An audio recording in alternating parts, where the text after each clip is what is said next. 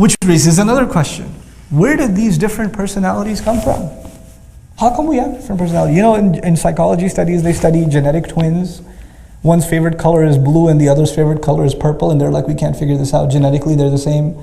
Because some said your personality is a product of your genes and your environment, right? Nature and nurture.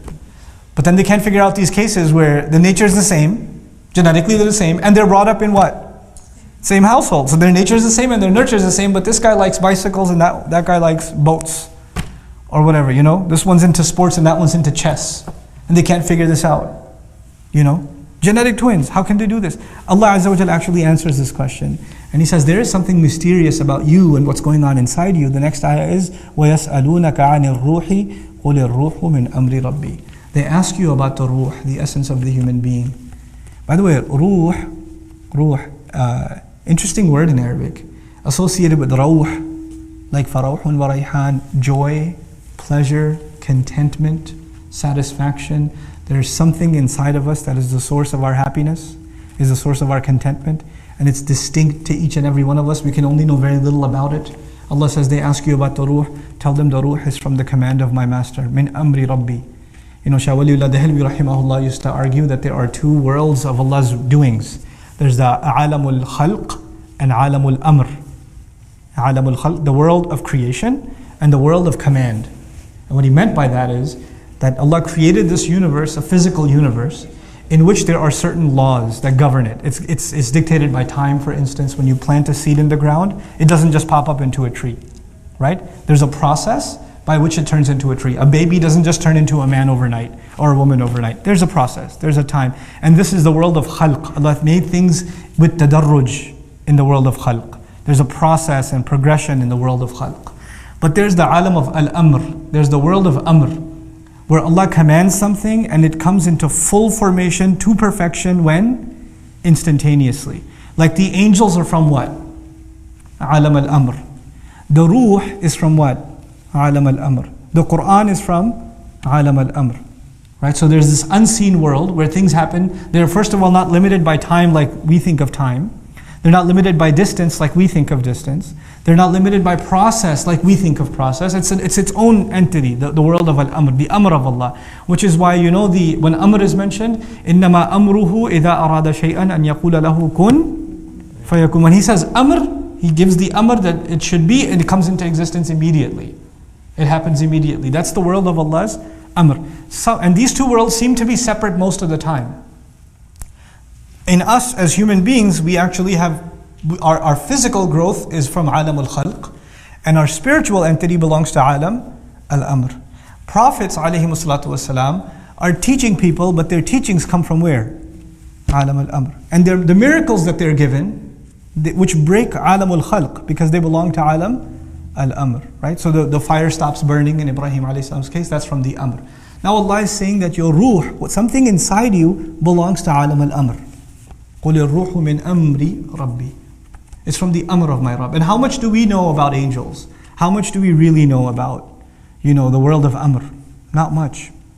We can have some idea that whatever Allah tells us we can have. Otherwise it's entirely unseen and unexperienced to us. So actually what we're learning then is there is something inside of us, inside of you and inside of me, that is the essence of my personality, and yet I know about it very little. وَمَا أُوتِيتُم مِّنَ الْعِلْمِ إِلَّا قَلِيلًا. You have been given about knowledge, from within knowledge itself, very, very little. There's something inside us so powerful that we can't even know it ourselves. Now, think about this in retrospect. The human brain, the physical brain.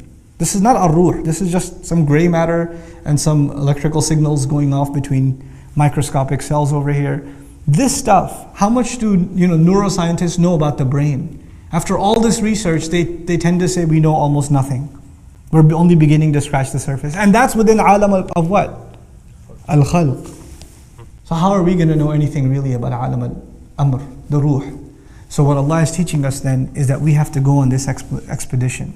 When you work towards your predisposition, you will discover more about yourself. You will not discover who you are until you put yourself to work. And this is the lesson I want to leave you with. Young people nowadays, especially young people nowadays, say, I don't know what I should do. Start telling me what I should do. What should I major in? What kind of job should I do? And they don't do anything. And they get 30 bits of advice from someone. Then they go to someone else and get another 40 bits of advice. Then they go to someone else and get another 50 bits of advice. And they have all this advice from all these people, and they say, well, I asked 100 people and I got 100 different kinds of advice.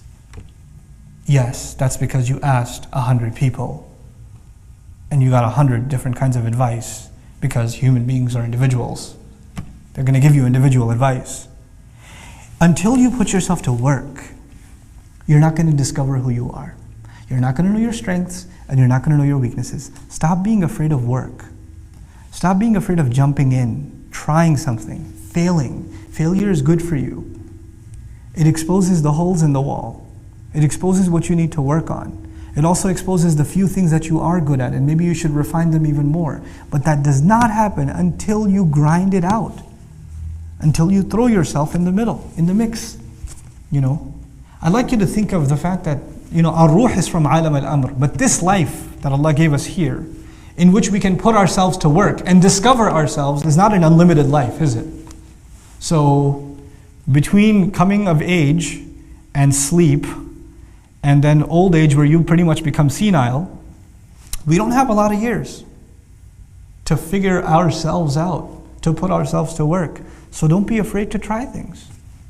Allah has given us this incredible adventure in the world. Don't be scared to try stuff. Try it. The fact that you've taken the adventure to try to learn Arabic is cool, but this is just the beginning. Try things in business. Try things in your education. Try things in, try a different kind of job. Try things. And if you live your life just afraid, I'm not sure if it's going to work or not. I'm not sure if I'm going to succeed at that or not. Those are the kinds of people that will only sit on the sidelines and not do anything in life. You have to stop being afraid of failure. You have to work on your shakila. You have to let go of that inhibition. And once you let go of it, amazing things will happen in your life. When you stop being depressed about failures. My favorite student, I've taught, Dream's been around for now 5, you guys are year number 5, it's crazy. You guys are year number 5. One of my favorite students of all time, I'm not going to name him. You know what his problem was? Allah created him not to learn Arabic. That's what I say about him. He's my favorite student. I love him to death. This guy, no matter how hard, and he studied harder than anyone else I know. Day in, day out, he's sitting in class, breaks, everybody else is playing ping pong or slapping each other. He's studying. People are taking lunch breaks. He's studying. He's buried in the notes. He's buried in review. He's always asking questions, studying. He's got piles and piles of notebooks that are filled up with his notes, and get another one and another one and another one. His hand's starting to hurt. No, I'm not going to use a laptop because that's for lazy people. I'm going to study. And he's one of my close friends. He and I used to hang out a lot before. I was like, hey, why don't you come learn some Arabic? He goes, yeah, I'll do it. And he jumps in. And then now during the year, I call him, hey, you want to go hang out, get some pizza or something? No, bro, I got to study. I'm his teacher during the day. And at night, I'm telling him, hey, you want to go hang out? No, bro, I got to study. Thanks a lot. Click. And he, on so many exams, failed miserably. But I don't feel bad for him at all. That is effort worth doing.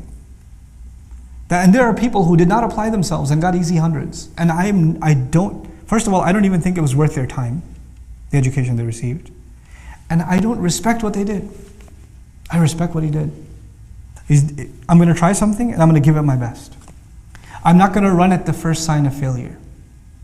I'm not just going to walk away and just do something else. Where there's this idea that even the line of work you're going to do, the career, the pursuits you're going to make, the efforts you're going to make, so long as you find them enjoyable, you should do it. The moment you have a boring day or two, you should be like, I need to do something else. I'm going to move on to something else. Really? This is not Jannah. You have good days and bad days. This life is like that. When favors are being showered, everything's happy. I'm perfect. This is the way I need to be. And the moment things don't go your way, kana ya'usa. You become super depressed. I don't know if this is the thing for me. I don't know if I should even be doing this. It happens to students. They fail one test. Or no, not fail. Sorry, got a 95. Astaghfirullah al-azim. How will you show your face to your parents? Who will marry you now that you have a 95? I don't know if I should drop out now because it's not even worth it anymore. Are you serious? Get a little, grow a spine, grow a thick skin. Apply yourself in whatever you do. And this is not just about your studies at the program, at Dream. This is beyond that. In life, have that attitude. Whatever you jump into, really dive in. Dive all in. Yes, seek counsel, but don't over-seek counsel.